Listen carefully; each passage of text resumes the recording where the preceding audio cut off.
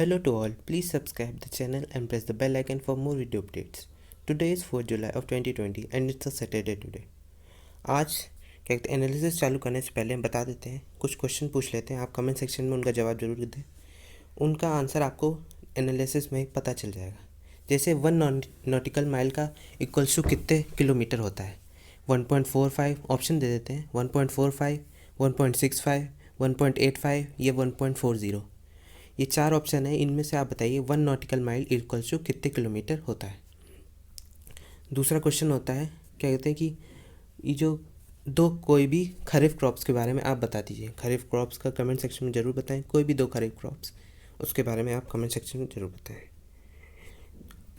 चलिए आगे की क्या कहते हैं एनालिसिस देखते हैं। चलिए न्यूज़ एनालिसिस देखते हैं। आज की पहली न्यूज़ हम देखेंगे वो है ICMR looks at vaccine launch by August 15 कि जैसे हमने कल ही देखा कोवैक्सीन जो वैक्सीन बनाई गई है, जो ICMR के द्वारा बनाई गई है, भारत बायोटेक इंडिया ने बनाई है, क्या कहते हैं इन ICMR के साथ मिल के बनाई है ये कोवैक्सीन। तो उसके बारे में कहा गया है कि उसका वैक्सीन लॉन्च अगस्त 15 तक हो सकता है। अभी वो रेडी पूरी तरह से नहीं है, अभी उसका क्लिनिकल ट्रायल बाकी है और उसको बनने में भी समय लगेगा अभी, ऐसा कहा जा रहा है। Covaxin has potential but is likely to be ready by that time. क्या कहते हैं कि वो पोटेंशियल है उसके पास, लेकिन अभी तुरंत सही बन जाए ऐसा ज़रूरी समय नहीं है, इतना तेज़ी से काम नहीं कर सकते। इसमें वही बात की गई है। The vaccine candidate called Covaxin, जो कोवैक्सीन है वो बनाई गई है हैदराबाद की कंपनी है भारत बायोटेक इंडिया लिमिटेड, उसके द्वारा बनाई गई है। उसको अप्रूवल मिला है drug controller general of India. आप कमेंट सेक्शन में बताएं कि drug controller general of India ये कब बना था और इसका हेडक्वार्टर कहाँ पे है, कमेंट सेक्शन में ज़रूर बताएं। 29 जून को इसको क्या कहते हैं अप्रूवल मिल गया है फेज़ 1 और फेज़ 2 ट्रायल के लिए। जब ये the trials are done on groups of people and are meant to test if the vaccine is safe on humans and produce and protective antibodies. क्या कहते हैं ये ह्यूमंस पे टेस्ट होगा, एक कुछ लोगों पर टेस्ट होगा, ये कई अलग अलग सिटियों के क्या कहते हैं लोग रहेंगे, उन पर टेस्ट होगा अलग अलग जगह।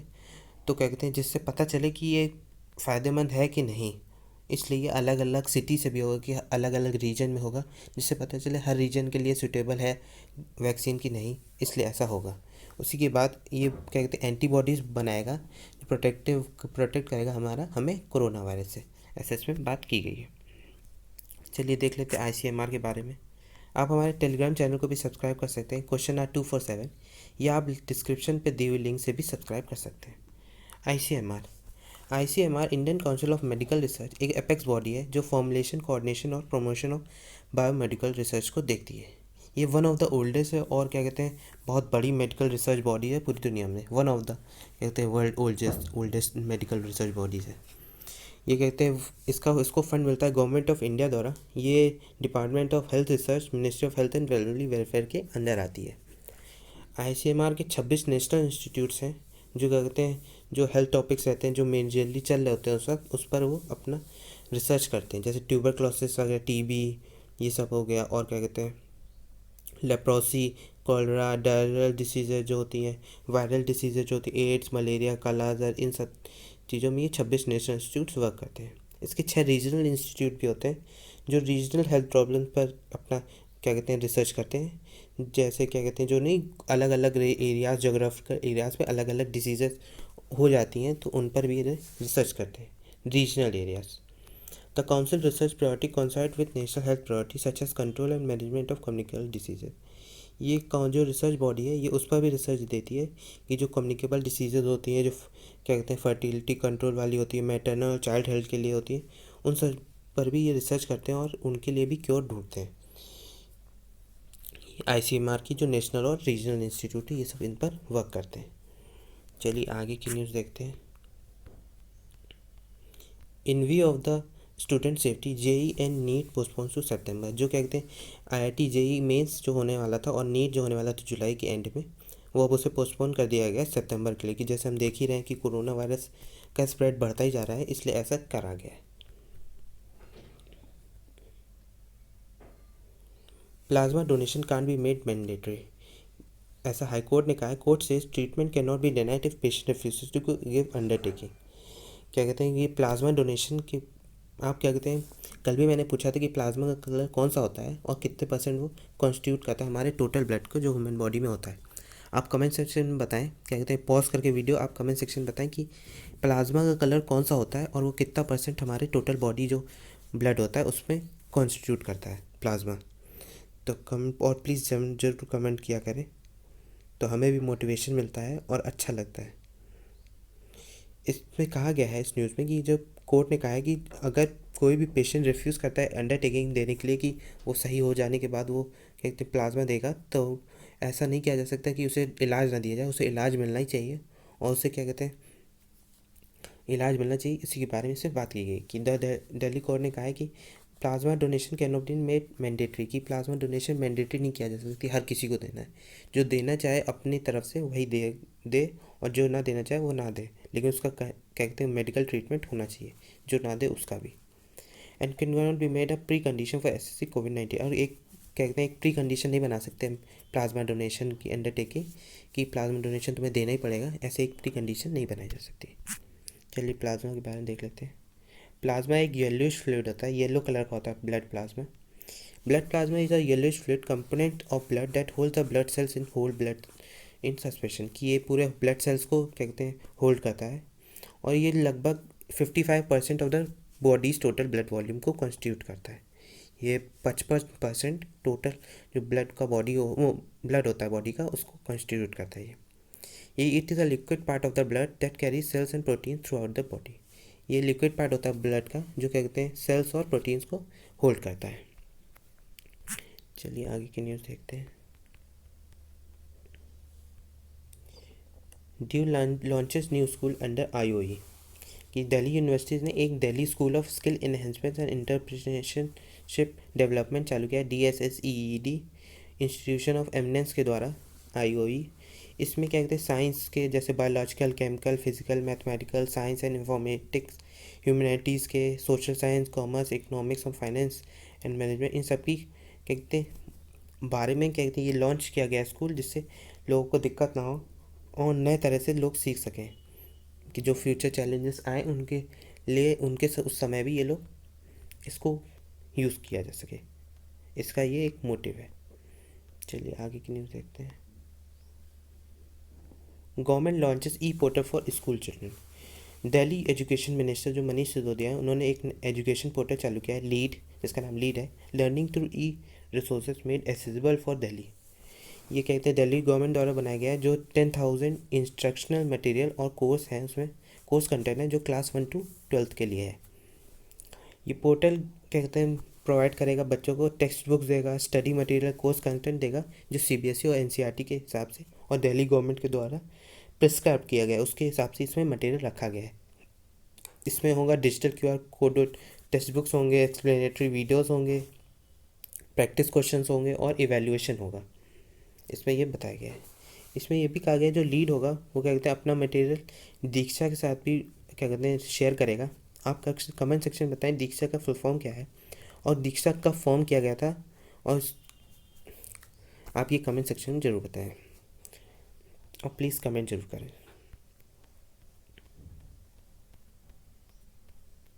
चलिए आगे की न्यूज़ देखते हैं। आज का पहला एडिटोरियल देखते हैं। Lessons for India, the Italian marines case meets with a disappointing end as India loses right to trial, कि क्या कहते हैं जो इटालियन मरीन्स का जो केस था, जो आपने अभी हमने कल भी बात की इस पर कि एनरिका लेक्सी जो एक इटालियन सबमरीन नहीं, उसने 20.5 नॉटिकल माइल्स दूर से ही क्या कहते हैं इंडिया के कोस्ट में फरवरी में ये इंसिडेंट हुआ था कि 2 फिशरमैन को मर गए थे उनके द्वारा, ये मरीन्स के द्वारा, इटालियन सब मरीन्स के द्वारा ये मर गए थे। ये वो भी 20.5 नॉटिकल माइल्स दूर से इंडिया के कोस्ट से ये मरीन्स, तब भी उनको मार दिया था 2 फिशरमैन को। तो कहते हैं इस पर परमानेंट कोर्ट ऑफ आर्बिट्रेशन जो PCA है जो हैग में, तो उसने कहा है कि India and Italy have conquered jurisdiction on the matter but concluded that the marines immunity precluded India jurisdiction, कि जो मेरीन्स की इम्यूनिटी है, मेरीन्स का जो सिक्योरिटी है वो इंडिया के जुरिडिक्शन के बाहर है, इंडिया उनके ऊपर ट्रायल नहीं कर सकता, ऐसा इसमें कहा गया, PCA ने कहा। इसमें यह भी कहा कि Italian vessel has violated the right and freedom of navigation with the Indian fishing vessel under UNCLOS, कि इसमें यह भी कहा गया कि इटालियन मरीन्स थे उन्होंने भी right and freedom of navigation जो फिशरमैन्स का था उसको भी ब्रेक किया, जो यूनक्लोज के द्वारा एक राइट है उसको भी उन्होंने ब्रेक किया, ऐसा इसमें कहा गया। इसमें पीसीए ने वो भी रिजेक्ट किया इटली का आर्गूमेंट की कहते हैं Italian vessels into territory and arresting the marines violated obligation to cooperate with the measures to suppress piracy under article 100 of UNCLOS. इसमें क्या कहते हैं इटली ने एक आर्गूमेंट किया था कि क्या कहते हैं इंडिया ने उनका क्या कहते हैं उनकी राइट को क्या कहते हैं उनके राइट को सप्रेस किया है, उनकी जो पायरेसी राइट्स है उनको सप्रेस किया है आर्टिकल 100 के द्वारा, जो यूनक्लोज का आर्टिकल 100 है उसको क्या कहते हैं सप्रेस किया गया है और violated obligation to cooperate with measures to suppress piracy. इसको क्या कहते हैं उन्होंने कहा कि सप्रेस किया गया, लेकिन पीसीए ने इसे रिजेक्ट किया कि ऐसा कुछ नहीं हुआ है, आप गलत ऐसा कह रहे हैं, ऐसा कुछ नहीं हुआ है, उसका पीसीए का कहना था। The fishing vessel was within the country's contiguous zone and it was clear that the offence warranted arrest and prosecution under domestic law। कि फिशिंग वेसल जो थे, जो फिशरमैन्स थे वो क्या कहते हैं कंट्री के कॉन्टिजियस जोन में थे, जो नेशनल एरिया था उसके अंदर थे, तो उनको मारना या उनको पकड़ना वो गलत था और वो इटालियन मरीन्स को नहीं करना चाहिए था, ऐसा पीसीए ने कहा। जैसे हमने देखा कि सुप्रीम कोर्ट ने कहा कि सेंटर डिसीजन लेगा उन क्या कहते हैं इटालियन मरीन्स पे, केरला उन पर कोई कहते हैं डिसीजन नहीं ले सकता, कोई प्रोसिक्यूशन नहीं कर सकता मरीन्स का, ऐसा उसमें कहा गया। Italian succeed in taking the matter of India hand, it should now make good on its commitment to have the marine tried under its domestic law. कि इटली जीत गया इंडिया से, क्योंकि इंडिया चाह रहा था कि वो ट्रायल ले उन मरीन्स का, लेकिन ऐसा नहीं हुआ। अब ऐसा कहा जा रहा है कि इटली उनका अपने डोमेस्टिक लॉज के हिसाब से उन पर ट्रायल करेगा, ऐसा डिसीजन लिया गया पीसीए द्वारा।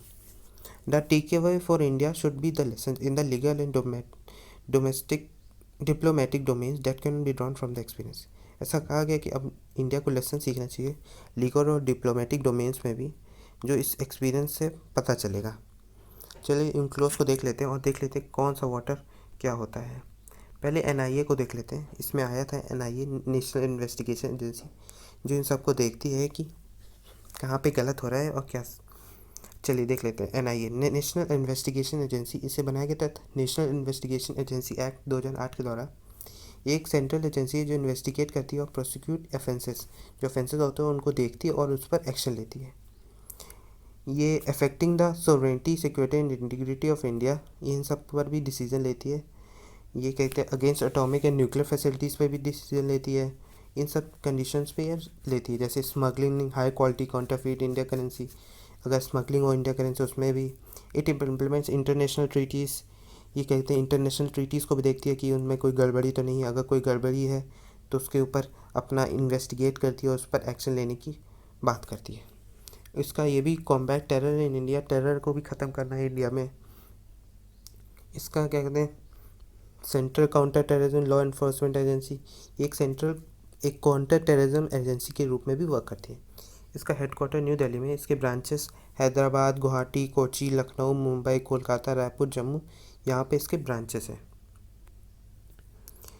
इसका टेरर इंसिडेंट जैसे हमने देखा कि कहते हैं इंटर स्टेट और इंटरनेशनल लिंकेज के कारण होता ही रहता है, और स्मगलिंग ऑफ आर्म्स होता है, ड्रग्स होता है, उन पर भी ये वर्क करती है कि उनको कैसे हटाया जाए, उनको कैसे उनका तोड़ निकाला जाए जिससे ये ख़त्म हो सके। The agency at the central was created for investigation of offences related to terrorism and certain other act post 2000 Mumbai terror attack. कहते एजेंसी बनाई गई थी टेररिज्म को ख़त्म करने के लिए, और जो 2008 मुंबई टेरर अटैक हुआ था उन तरह के एक्ट्स को क्योर ढूंढने के लिए ये एनआईए अमेंडमेंट बिल बनाया गया था। 2019 में इसमें अमेंडमेंट हुआ है, एनआईए की अमेंडमेंट बिल पास हुआ, जो कहते हैं 2008 का जो बिल था उसमें अमेंडमेंट हुआ 2019 में। इसमें ह्यूमन ट्रैफिकिंग भी जोड़ा गया, cyber terrorism, offences during explosive substance, manufacture और सेल ऑफ प्रोहिबिटेड आर्म्स, इन सबको ये जोड़ा गया। स्पेशल कोर्ट्स होती हैं, उन पर ये डिसीजन लेती हैं। The central government for the trial of schedule offences constitute one of more special courts under section 11 and 20 of NIA 2008 के इन पर जब ये एक जुरिडिक्शन होता है ये स्पेशल कोर्ट का जो डिसीजन लेती है। चलिए देख लेते हैं यूनक्लोज के भी लॉज देख लेते हैं। UNCLOS United Nation convention on the laws of the sea, ये डिफाइन करता है right responsibility of nation with respect to the use of world oceans. कहते हैं ये राइट्स बताता है और रिस्पॉन्सिबिलिटी बताता है हर नेशन का जो वर्ल्ड ओशियंस उस पर, कि किस नेशन का कितना राइट है और किस किस एरिया को वो अपना कह सकता है और कौन सा एरिया एक क्या कहते हैं पूरा इंटरनेशनल वर्क है, कोई भी वहाँ पे जा सकता है। ऐसे इसमें बताया गया। इसमें बताया गया है territorial waters, contiguous zone, exclusive economic zone और हाई सीज। चलिए हम इसे एक फ़ोटो के उससे देख लेते हैं। हाँ, इसमें देखिए हम इस अब बताते हैं कि 1 नॉटी माइल्स का कितना होता है। 1 नॉटी माइल्स का होता है क्या कहते हैं, 1 नॉटी माइल्स होता है 1.85 किलोमीटर के बराबर। आप इसे नोट डाउन करिएगा और देखना है कि कमेंट सेक्शन में किसने सही से बताया। ये होता है क्या कहते हैं, ये जो लैंड होता है इसके पीछे होता है आर्किपेलॉजिक वाटर्स, इसके आगे टेरिटोरियल सी होता है। ये टेरिटोरियल वाटर जो हमने यूनक्लोज में लॉज आते हैं, ये 12 नॉटी माइल्स के अंदर, ये लैंड से 12 नॉटी माइल्स के अंदर ये टेरिटोरियल सी होता है। ये बेस लाइन है, बेस लाइन के इधर 24 नॉटी माइल्स तक कॉन्टिजियस जोन होता है और फिर उसके पूरा आगे तक एक्सक्लूसिव इकोनॉमिक जोन होता है, जहाँ पे सी जा सकते हैं। ये इंटरनेशनल स्पेस होता है कॉन्टिजियस जोन, और एक सिर्फ नेशनल स्पेस ये टेरिटोरियल सी होता है। ये टेरिटोरियल सी होता है 12 नॉटी माइल्स का, यहाँ तक सिर्फ अपना हक कोई भी कंट्री ले सकती है, उसके आगे वो इंटरनेशनल स्पेस हो जाता है। उसी में 200 नॉटी माइल्स तक एक्सक्लूसिव इकोनॉमिक जोन होता है और उसके आगे पूरा हाई सीज, उसके आगे पूरा पूरा वो नॉर्मल हाई सीज होता है। ये आपने देखा। चलिए आगे की न्यूज़ देखते हैं, अगले एडिटोरियल देखते हैं। India needs a comprehensive approach to the virus centre along वाइडेड टेस्टिंग। जैसे हमने देखा 5 महीने हो गए, 5 महीने पहले ही WHO ने इसे एक पब्लिक हेल्थ इमरजेंसी डिक्लेयर कर दिया गया था। जैसे हमने देखा कि इसका स्प्रेड इतना ज़्यादा हो गया इस वक्त, ये धीरे धीरे बढ़ रहा है, लेकिन इसमें इतने ज़्यादा इन्फेक्शन हो चुके हैं पूरी दुनिया में, लगभग 10 मिलियन मार्क छूने वाला है। ये 29 जून को 10 मिलियन मार्क छू लेगा, ऐसा कहा जा रहा है। ऐसा इसमें कहा गया कि जून में लगभग 60% ऑफ ऑल केसेस रिपोर्टेड हुए हैं और दिन ब दिन ये बढ़ते ही जा रहे हैं। लगभग 1.5 लाख केस रोज़ आ रहे हैं। सेकेंड हाफ ऑफ जून में लगभग 1.5 लाख केस रोज़ आए पूरी दुनिया में, ऐसा इसमें कहा गया। जैसे हमने देखा कि लगभग हर जगह बहुत ज़्यादा केस आ रहे हैं। जैसे हमने देखा कि 0.19 मिलियन केसेस आए, हाईएस्ट जो चाइना का था वहाँ पे आए। फिर यूएस में आए 2.7 मिलियन, ब्राज़ील में नियरली 1.5 मिलियन, इंडिया में 0.6 मिलियन हो चुका है, ऐसा कहा जा रहा है। जुलाई 1 को यूएस ने सबसे ज़्यादा single largest spike of day क्या कहते हैं देखा, 50,000 केस एक दिन में आए, बहुत ज़्यादा है। जो क्या कहते हैं सिंगापुर, साउथ कोरिया, अदर जो कंट्रीज हैं उनका टोटल जो इन्फेक्शन है उससे ज़्यादा है, तो काफ़ी ज़्यादा कुछ कंट्रीज़ में फैल गया है, यूएसए इन सब में, और इंडिया में भी फैलता ही जा रहा है। इसमें कहा गया कि जैसे हमने देखा है इंडिया में कि कम्युनिटी टेस्टिंग हो रही है, जिसके कारण काफ़ी अच्छा रेट आ रहा है, इन्फेक्शन बढ़ रहा है, लेकिन लोग जिससे इन्फेक्शन पता चल जा रहा है तो फैल नहीं पा रहा है, तो ये अच्छी बात भी है। जितना ज़्यादा टेस्टिंग होगी उतना ही ज़्यादा हमें फ़ायदा है। इसमें कहा गया कि जो पॉजिटिव रेट था वो डिक्रीज़ हुआ है 35% टू 20% डिक्रीज़ हुआ है चेन्नई में, जो काफ़ी अच्छी बात है। और वहाँ का पॉजिटिविटी रेट 20%, जो हाईली सजेस्टिव और community spread is those areas, कि जो कहते हैं जो ज़्यादा ही जहाँ पे कम्युनिटी स्प्रेड हो सकता था वहाँ का पॉजिटिव रेट 20% आया है। तमिलनाडु में सबसे कम फर्टिलिटी रेट है अभी तक, सिर्फ 1.3% है। जो महाराष्ट्र में उससे ज़्यादा है 4.4%, दिल्ली में 3.1% और सबसे ज़्यादा गुजरात में 5.6% मरने वालों का रेट, फर्टिलिटी रेट 5.6% गुजरात में है।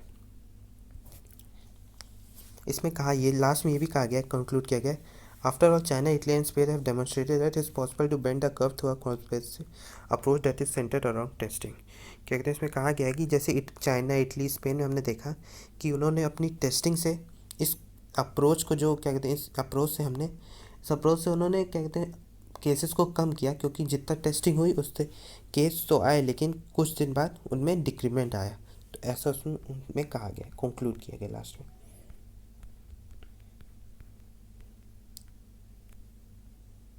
यहाँ था reset rural job policy, recognise humans works as India emerges from the lockdown, labour market policy are reserve to pandemic gender differential impact.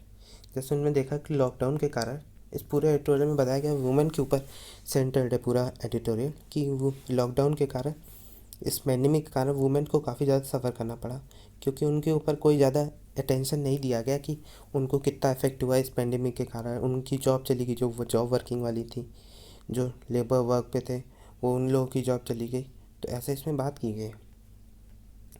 एक एक क्या कहते हैं सर्वे हुआ अजीम प्रेमजी यूनिवर्सिटी के द्वारा, उसमें बताया कि 5000 वर्कर्स और अक्रॉस 12 से 12 स्टेट्स में से 5000, 12 स्टेट में 5000 वर्कर्स जो थे उनमें से 52% वुमेन वर्कर्स थी, जो क्या कहते हैं इस लॉकडाउन के कारण काफ़ी ज़्यादा उन पर इफेक्ट आया और काफ़ी ज़्यादा लोगों ने जॉब छोड़ी है, जॉब से निकाला गया है।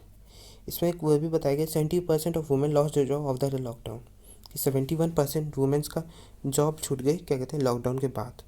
तो काफ़ी ज़्यादा इफेक्ट आया है लोगों के ऊपर, ऐसा इसमें बताया गया है पूरा एडिटोरियल में। इसमें यह भी कहा गया है कि national force surveys a quarter of adult rural were in the labour force और इन 2018। इसमें क्या कहते हैं ये भी बताया गया जैसे हमने देखा कि जो रूरल वुमेन थी उनकी भी जॉब चली गई। नेशनल लेबर फोर्स ने बताया कि कहते हैं लगभग 1/4 वुमेंस की जॉब इस लॉकडाउन में 2017-18 में ही चली गई थी, और इस लॉकडाउन में तो और इनको इफ़ेक्ट बहुत ज़्यादा इन पर आया है, इसमें ये बताया गया है। फिर आता है क्राइसिस ऑफ रेगुलर एम्प्लॉयमेंट, जो रेगुलर वर्कर्स थी वुमेन, तो क्या कहते हैं उनका भी जॉब चली गई, इसमें वही बात की गई। इसमें कहा गया women activist that rural women face of crisis of regular employment, जो गांव में औरतें रहती हैं, जो रूरल वुमेन थी, उनको बहुत ज़्यादा इस रेगुलर एम्प्लॉयमेंट में दिक्कत आई, क्योंकि उन्हें लैक ऑफ एम्प्लॉयमेंट का देखना पड़ा है, जो उनकी एम्प्लॉयमेंट थी उनको हटा दिया गया। और इसमें यह भी कहा गया जैसे हमने देखा जेंडर डिस्क्रिमिनेशन भी देखा, जैसे हमने देखा कि जो लोग जहाँ भी अगर जॉब में मिल रही थी, अब लॉकडाउन के बाद ये जो अनलॉक फेज चल रहा है, तो उसमें भी जेंडर डिस्क्रिमिनेशन हो रहा है, क्योंकि मेंस को ज़्यादा वर्क मिल रहा है, क्योंकि लोग सोचते हैं कि मेन ज़्यादा वर्क कर लेंगे, इसलिए वुमेन को वर्क बहुत ही कम मिल रहा है। इसमें ये भी एक रीज़न हो सकता है इनके वुमेन अनएम्प्लॉयमेंट का, इसमें यही बात की गई है। और ये भी देखा कि जो यंगर और मोर एजुकेटेड वुमेन होती हैं वो वर्क को नहीं ढूंढती, वो कहते हैं नॉन एग्रीकल्चर वर्क में अपना ध्यान देती हैं। वो कहते हैं मैनुअल लेबर, और जो ओल्ड लेबर होती हैं वो एक मैनुअल लेबर के लिए काम ढूंढती हैं अपना, इसमें यही बात की गई है।